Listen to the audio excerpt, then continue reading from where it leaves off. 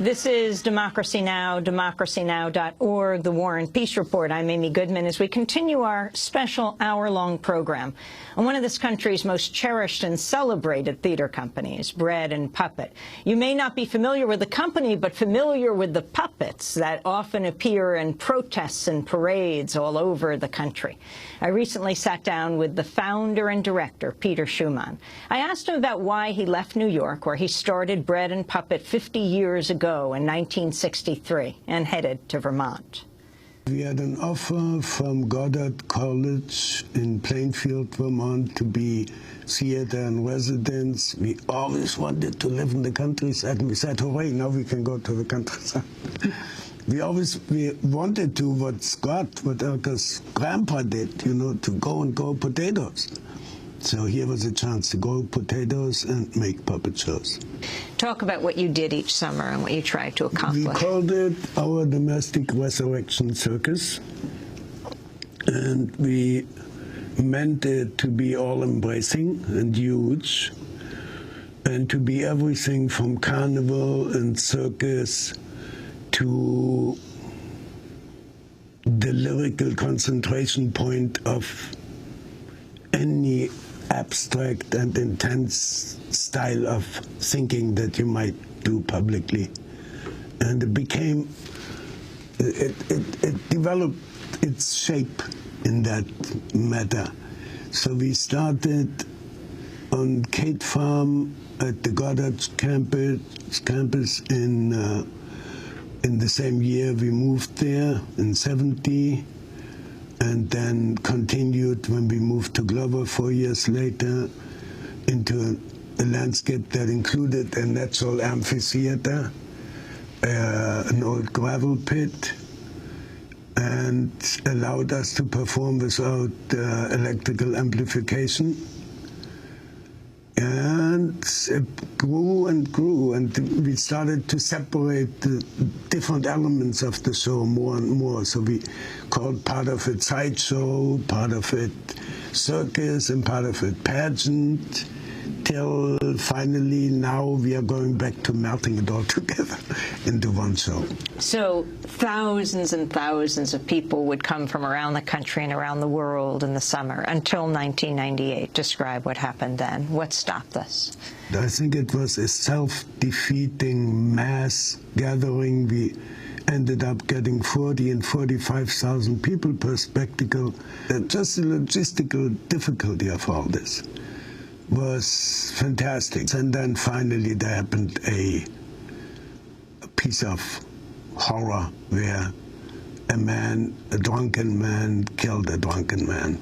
So, but anyway, it became for us the way out of making these massive spectacles, which weren't only our spectacle anymore. They sort of became spectacles in their own right, in imitating American mass meetings with all the drug traffic and all the ado of bands who were hired for the campgrounds to entertain the people who didn't even attend the circuses. So, too much ado. Good riddance.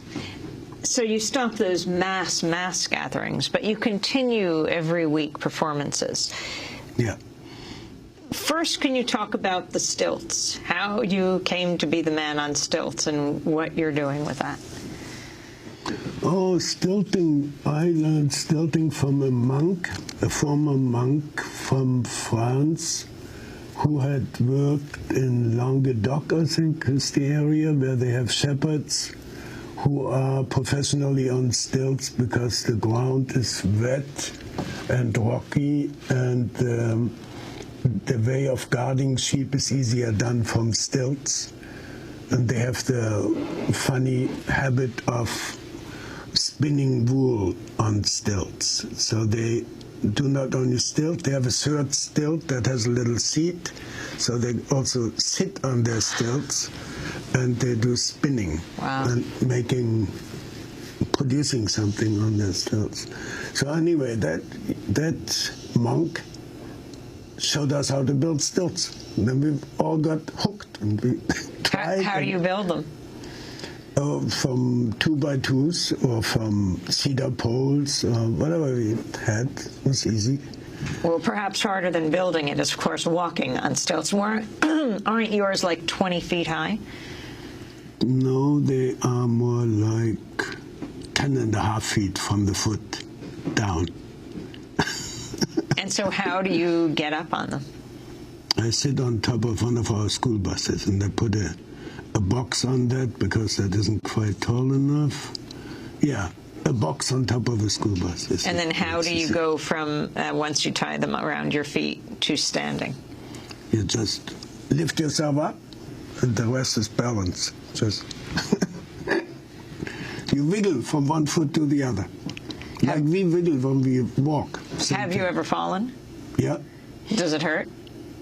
Yeah, I've broken a few things. But talk about the power of stilting. I mean, what is the message of stilts?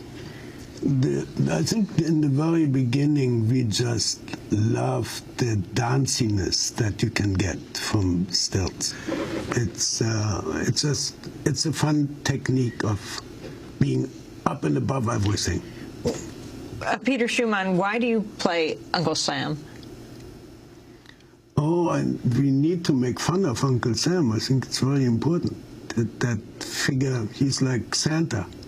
Santa and Uncle Sam, we love those ridiculous figures. To nose them and to thumb your nose at them? Yeah, I think the public deserves them in this form. What are the other characters you've developed? But in our theater, everybody does everything. And characters are usually gigantic groups of characters instead of singular characters. We have groups that we call Grey Ladies. We have groups that we call Uncle Fatzos. The first Uncle Fatso I built with kids, and the kids called him Uncle Fatso. Just a big landlord with a big top hat, big fat nose, no grin, and cigar hand, one hand, and the other hand we made so that it could be detached and that the kids could run it and punch something with it.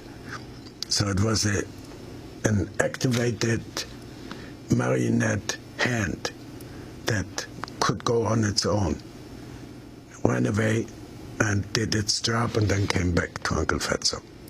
At your mass gatherings, your mass pageants, at the very end, the burning of one of the puppets, what was the significance of that, and who is the puppet? During a lot of these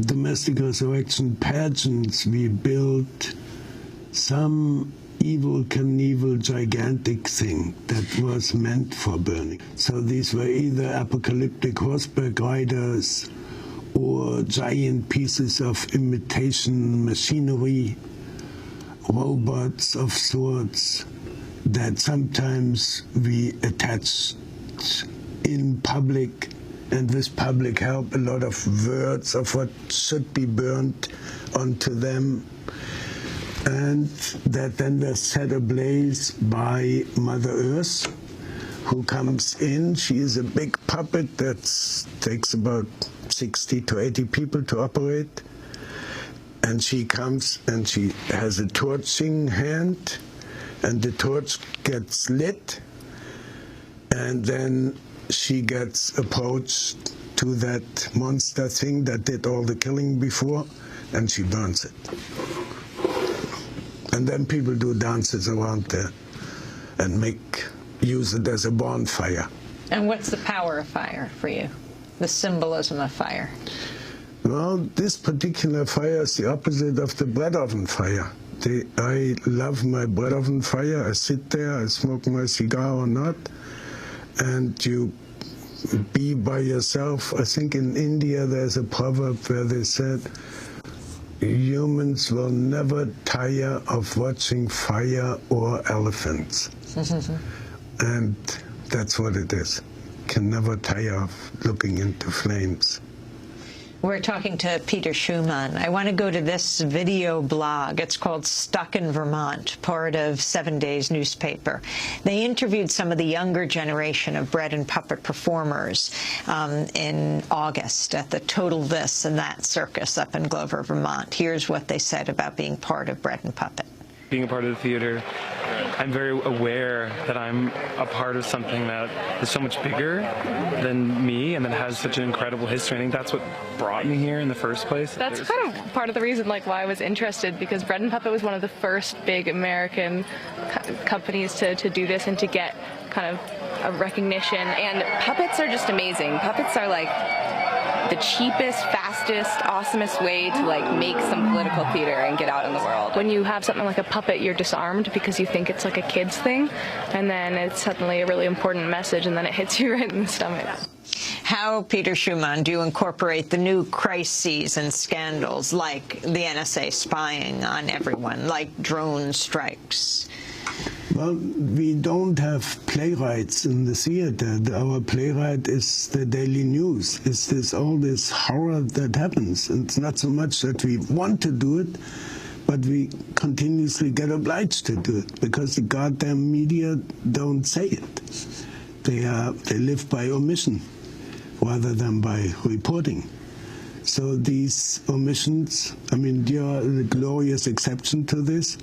So we listen to Democracy Now! Or we read the other radically unincorporated news media things that are still around.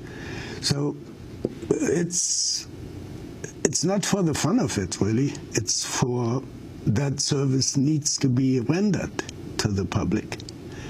If you're an artist, you can't slip into this situation of non-participation. You have to.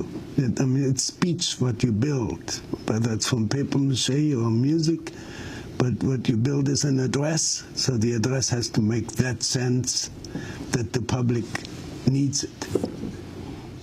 You mentioned that last year you stopped doing some things. What did you stop doing? Stilting. Just stilting. Why'd you stop? Too old. What do you mean? Oh, if I would fall off the stilts, my body wouldn't take that very well anymore. How old are you now? 79. When do you turn 80? Next summer. Our guest is Peter Schumann, founder of the legendary Bread and Puppet Theater, which is celebrating its 50th anniversary. Today, Bread and Puppet remains one of the longest-running, nonprofit, self-supporting theater companies in the United States. It continues to use theater to protest the most urgent political issues of our time, from nuclear weapons and war to mass NSA spying. Peter Schumann's first solo museum exhibition is on display now at the Queen's Museum in New York. It's called The Shatterer, and we'll talk about that in our next segment. We'll also talk about why Peter Schumann feels, or how he feels, about older people and how they're treated in our society. We'll continue our conversation with the legendary theater founder in a moment. I'm Amy Goodman. Thanks so much for watching this report from Democracy Now!, your daily independent global grassroots news hour. We don't accept advertising or corporate funding, but rather rely on donations from viewers like you. Please make your contribution by visiting democracynow.org today. We need your support today to keep bringing you this hard-hitting, in-depth reporting.